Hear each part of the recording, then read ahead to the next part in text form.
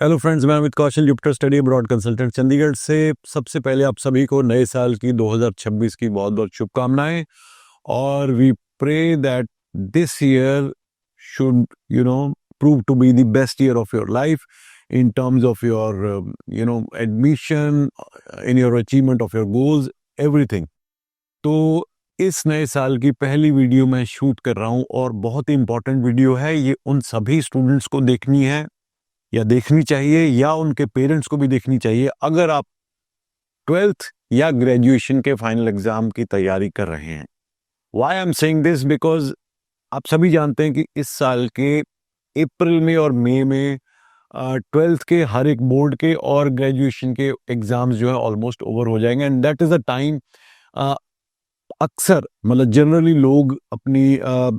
आगे की कार्रवाई जो है, आगे क्या करना है उसके बारे में ज़्यादा दिमाग लगाना या ज़्यादा सोचना शुरू करते हैं, जबकि ये जो प्लानिंग है या तो अभी से शुरू हो जानी चाहिए या अब से पहले शुरू हो गई होनी चाहिए थी। अब आप सभी जानते हैं कि 12th के एग्ज़ाम और ग्रेजुएशन के एग्ज़ाम के बाद क्या क्या चीज़ें पेरेंट्स के और स्टूडेंट्स के दिमाग में आती हैं। बहुत सारी चीज़ें मैं पहली अपनी वीडियोस में रील्स में आपसे शेयर भी कर चुका हूं, जहां मैंने बताया एक वीडियो के अंदर कितने % स्टूडेंट्स जो हैं वो कंपटीशन एग्जाम्स की तैयारी करते हैं। जो मेन जो कॉम्पिटिशन्स हैं जिनकी अगर मैं बात करूं, अगर मैं +2 के बाद की बात करूं, जो बच्चे जो साइंस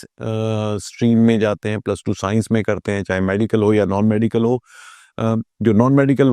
वाले स्टूडेंट्स हैं वो जाते हैं IIT JEE की प्रेपरेशन के लिए। जो मेडिकल वाले होते हैं they go for NEET exam preparation. But बहुत कम स्टूडेंट्स हैं जो इसके लिए तैयारी करते हैं, और उससे भी बहुत कम, यानी कि 1% of students who appear in the exam only qualify and get admission in top ranked engineering schools और colleges of this country India. And same way अगर नीट के एग्जाम की बात करूं तो उसमें भी बहुत कम स्टूडेंट्स हैं जो एक्चुअल MBBS में एडमिशन ले पाते हैं। सेकंड प्रायोरिटी अक्सर कुछ लोगों की BDS होती है, कुछ की BAMS होती है, BHMS होती है, फिजियोथेरेपी और फिर आगे जितनी भी एक्सटेंशंस हैं। बट जैसे मैंने पहले भी बताया कि जो स्टूडेंट नीट का या IIT JEE का एग्जाम नहीं भी क्लियर कर पाते, उनकी कैपेबिलिटी में कोई कमी नहीं है।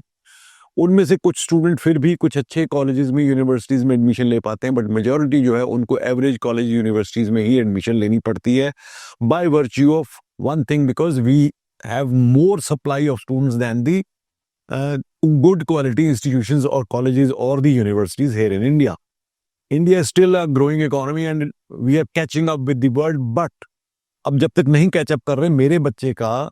+2 के बाद का करियर जो उसकी आगे की लाइन है वो तो मेरे को अभी डिसाइड करनी है ना। कल को क्या ग्रोथ होगी, क्या इंफ्रास्ट्रक्चर डेवलपमेंट होगी, क्या नई इंस्टीट्यूशंस बनेगी, वो तो कल की बात है। But I can not wait for my son और for my daughter to get this infrastructure done और उसके बाद मैं उनकी एडमिशन कराऊं, ये तो नहीं हो सकता। सो मुझे क्या करना है, मुझे ये देखना है कि क्या मेरा बच्चा इन टॉप इंस्टीट्यूशन में एडमिशन ले पा रहा है या ले पाएगा। अगर नहीं ले पाएगा, अगर बच्चे को यहीं पे आपने एवरेज कॉलेज में, एवरेज यूनिवर्सिटी में, एवरेज कोर्स में एडमिशन दिलवा दी, तो बिलीव यू मी, अगर आपका कोई फाइनेंशियल बैकिंग आपकी नहीं है या आप अपना कोई अपने लेवल पे बिजनेस बच्चे को नहीं शुरू करवा पा रहे, तो your child would and up getting a very mediocre career even after spending 3 or 4 years of graduation, चाहे वो even BTech भी हो। I was going through, there is a very renowned podcaster और जर्नलिस्ट है मिस्टर अजीत भारती। अजीत भारती के नाम से उनका एक चैनल है, अगर आप देखोगे उसकी, मैं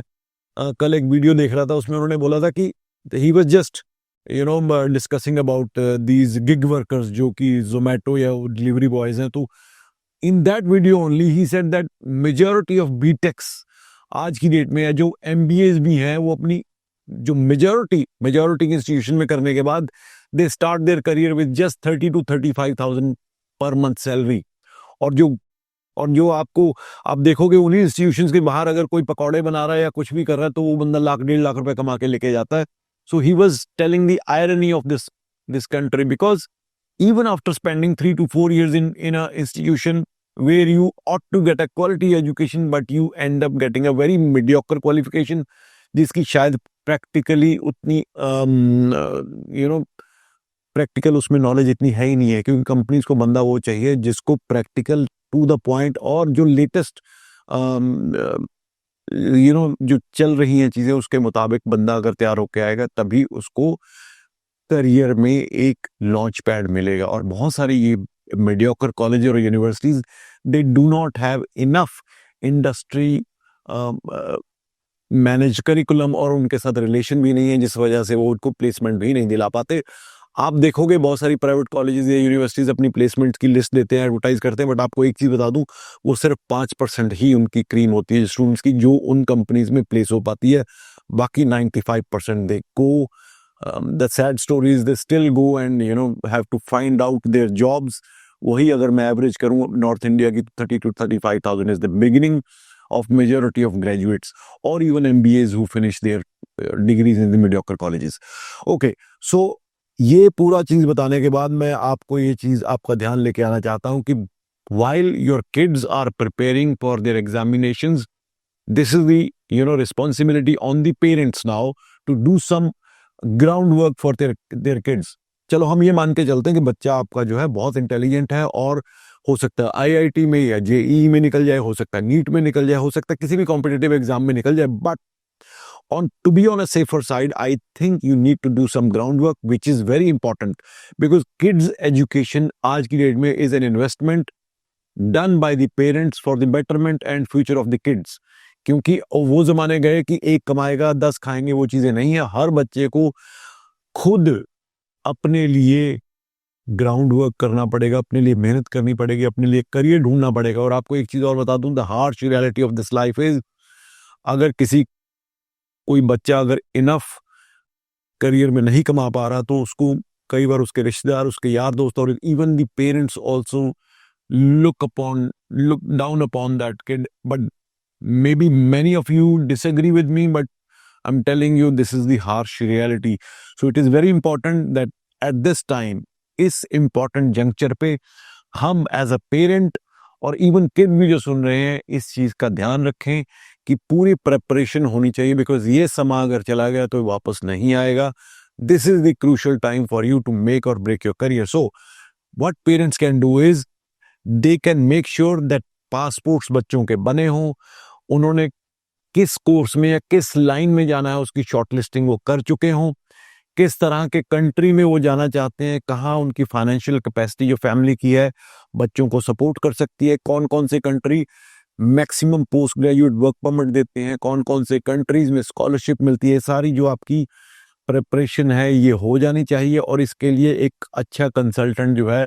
वो आपकी सहायता कर सकता है। उसके अलावा आपको ये भी प्लान करना है कि आपको लोन्स, एजुकेशन लोन अगर ज़रूरत है कहाँ से लेना है, उसके लिए क्या क्या डॉक्यूमेंट चाहिए होते हैं, उसकी प्रेपरेशन भी करनी बहुत इंपॉर्टेंट है। तो ये सारी चीज़ें आपको मेरे हिसाब से अभी से शुरू कर देनी चाहिए।